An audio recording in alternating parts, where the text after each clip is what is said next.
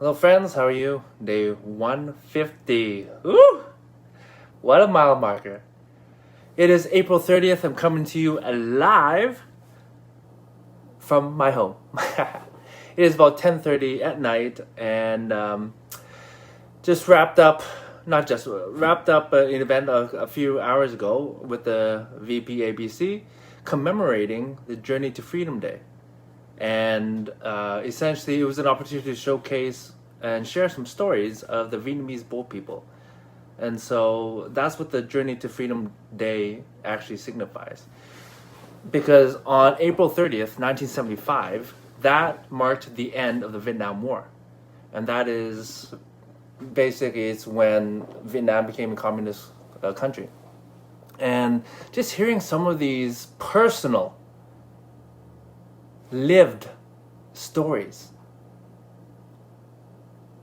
It was just heart wrenching, gut wrenching. Some of these things that people had to go through, and if you want to actually hear the stories, I shared the post, the live, right on my timeline. So while it's still up, feel free to head over there and just listen to it. It's just under 2 hours, but wow, it's amazing stories. Like I had never even actually heard that many personal stories with such detail before. And so some of it was surprising to me.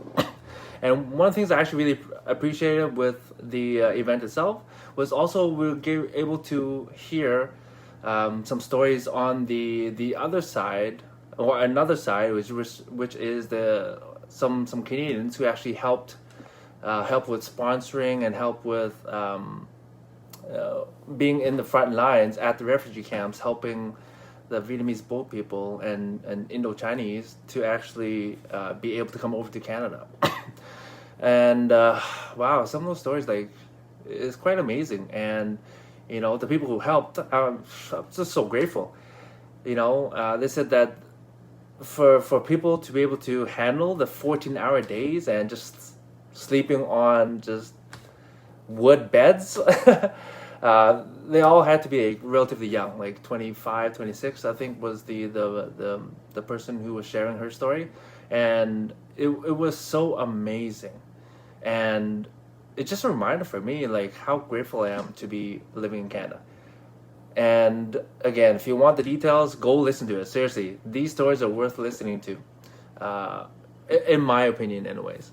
And one of the stories actually that stood out to me was just one of the first personal boat people stories that shared.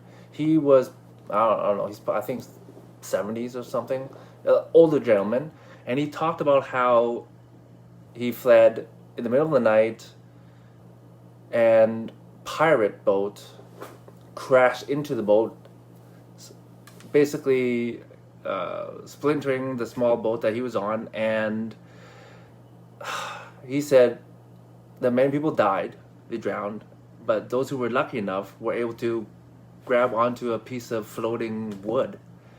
And in the morning, after 13 hours, I think it was a Malaysian, I forget the details, a Malaysian ship of some sort, a fishing ship?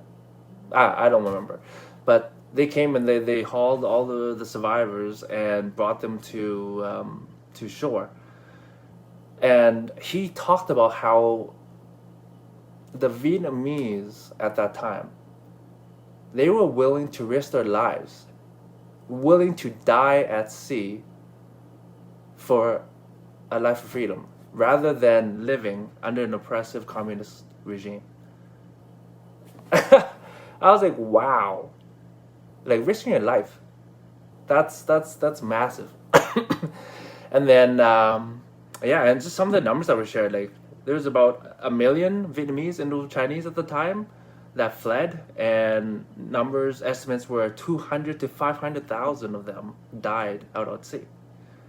And there's others that said 10 to 70%, up to even 70% people died at sea.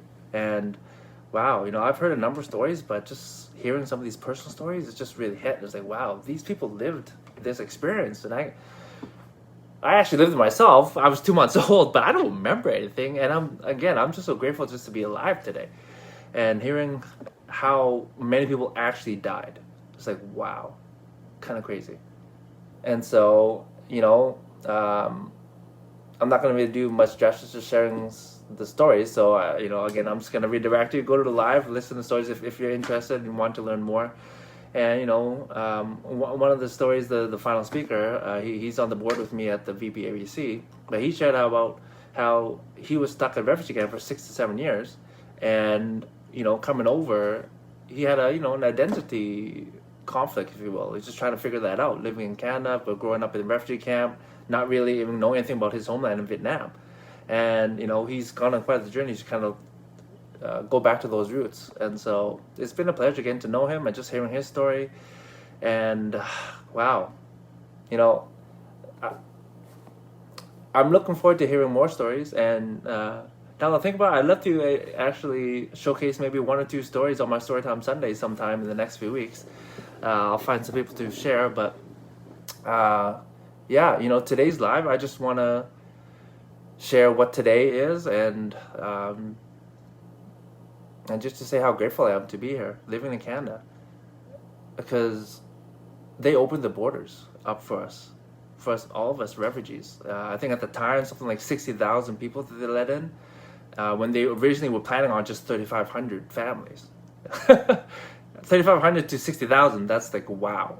And the centers were Edmonton and Montreal before they started placing people around the country. And so, wow. I don't really know much more to really share on this, just to share with you what I just learned today, and to remind you, hopefully, that you are grateful to be living in if you are in Canada, in a land of freedom where you don't have to risk your life, and literally risk your life. We have freedoms just to live in Canada. And so that's the message I want to share with you today.